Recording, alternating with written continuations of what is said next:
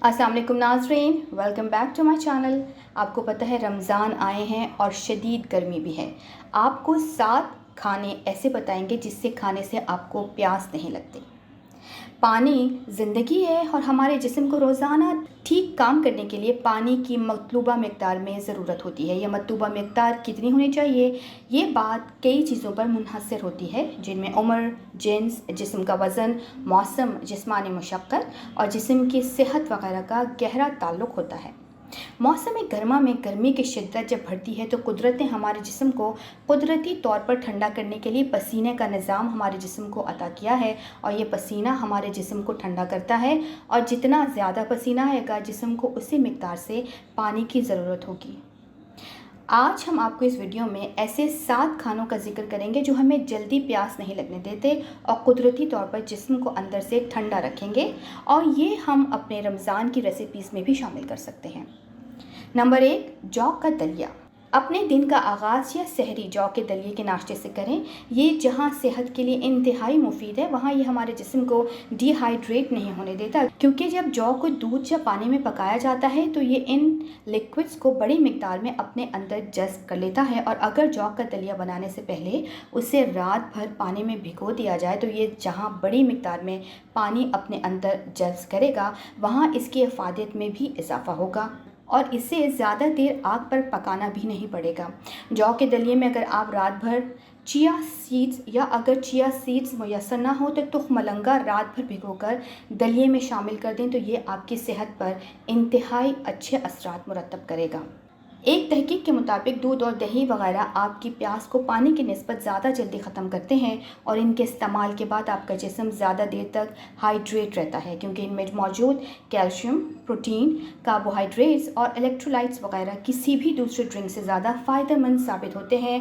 तो ज़रूरी है कि आप रमज़ान में दही, लस्सी की तरह और दूध इस्तेमाल करें। नंबर 3, कार्बोहाइड्रेट का बदल। ऐसे खाने जिनमें ड्राई कार्बोहाइड्रेट होते हैं जैसे रोटी, बेकरी, पास्ता, नूडल्स वगैरह, ये सब प्यास की शिद्दत में बहुत इजाफा करते हैं। इसलिए गर्मियों के मौसम में जब आप रोज़े भी रख रहे हों, इन खानों का नेमुल बदल इस्तेमाल करें ताकि आपको जल्दी प्यास तंग ना करे। आप इनके नेमुल बदल के तौर पर सैलड और फल वगैरह इस्तेमाल कर सकते हैं। Number 4, smoothies. मुख्तलिफ फलों और सब्जियों को स्मूदी जिस्म को लंबे अरसे तक हाइड्रेट रखती है और पानी की जल्दी कमी पैदा नहीं होने देती। इसके लिए आप कोई भी सब्ज़ी और फल इस्तेमाल कर सकते हैं।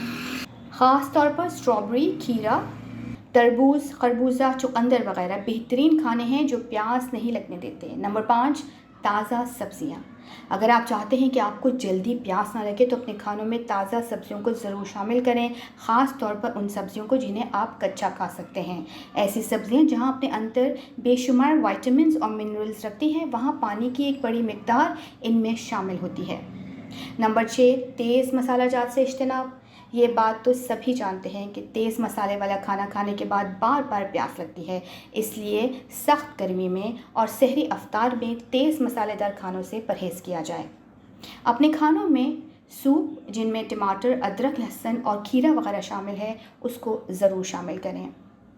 नंबर 7, फ्रूट्स को फ्रीज़ कर लें।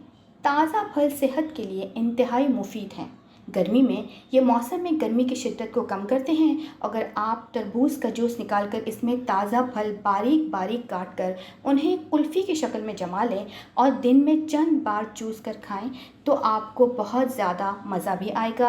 अगर आप रमज़ान में इनको इस्तेमाल करें तो सहरी और ख़ास तौर पर इफ्तार के बाद आपका जब दिल चाहे आप उसको खा सकते हैं। जहाँ आपको बहुत ज़्यादा मज़ा आएगा वहाँ सेहत से भरपूर ये कुल्फ़ियाँ आपकी प्यास की शिद्दत को कम कर देंगी। जी नाज़रीन, आपको ये सब बातें कैसी लगी, अपना फ़ीडबैक ज़रूर दीजिएगा। अगली वीडियो में इंशाल्लाह फिर मिलते हैं, तब तक के लिए अल्लाह हाफ़िज़।